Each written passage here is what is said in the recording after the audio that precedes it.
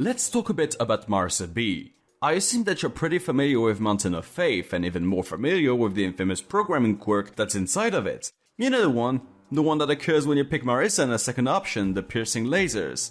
If you don't know what I'm talking about, it's all very simple. When playing with this shot type, people have noticed that you deal an outrageous amount of damage while unfocused in between 3 and 4 power, allowing you to remove all of the boss's health in about 5 seconds flat. Though, I've noticed that a lot of people know how to perform it, but not why it happens. And that's exactly what we're going to see right now, so hang on tight! To know what exactly happens, we're going to need the shot values for this specific shot type. So after decompiling the data file for the game and reading the file associated with the second shot type of Marisa, we get a plethora of values that we must make sense of. Don't worry though, it's actually pretty easy. The tool gives us the position of the shots and the way they behave when unfocused and focused. Pretty simple, right? Well, to give an example, let's look at how it works when unfocused at 0 power. We can see that at this power level we got 2 shooters active, both dealing 15 damage each and shooting 3 projectiles at a reasonably fast speed. And now you're thinking, wait a minute, 2? Well, yeah, Marisa shoots 2 salvos of missiles in front of her at 0 power, so the game needs 2 markers to indicate what it must shoot. That's even why one has sound and the other doesn't. But now that we got the explanation out of the way, let's see the power level that really interests us. Namely, power level 3. And jeez, well, isn't that a treat? We can see that we get 3 additional shooters, which you can guess are the 3 additional lasers that you get at this stage. However, you might also notice that none of them have a particularly shocking damage value. Instead, how about we look at the shot that we already had before? And what do you know? Instead of the lasers being the culprits, our little fellow here has a value of 122 instead of the regular 12 it is supposed to have, meaning that the right shot does a measly 10 times what it is supposed to deal. So unlike everyone thought, the lasers aren't at fault here.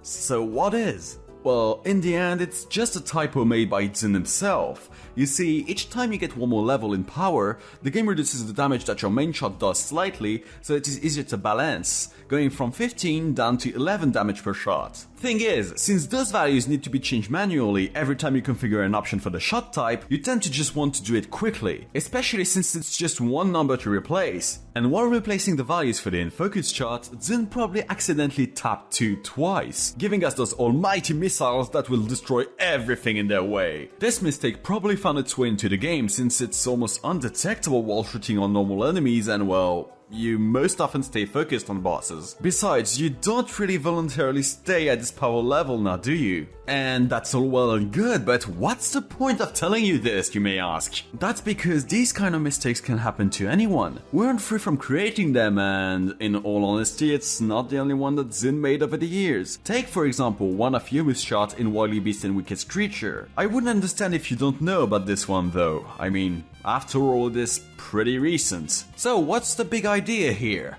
Well, instead of going to astronomical heights, we're going to go to the deepest lows this time around. You see, in Wily Beast and Wicked Creature, each character has a max damage value. This was implemented to prevent accidents like Marisa's right shot from destroying the entire game, though this value is still high enough to allow some big chunks of damage to be dealt normally. All in all, this was probably added to prevent some shots from dealing too much damage while in roaring mode. I could think of Remu's Wolf mode for example. As such, Tzin set the bar to a very reasonable 160 damage per refresh for all shots.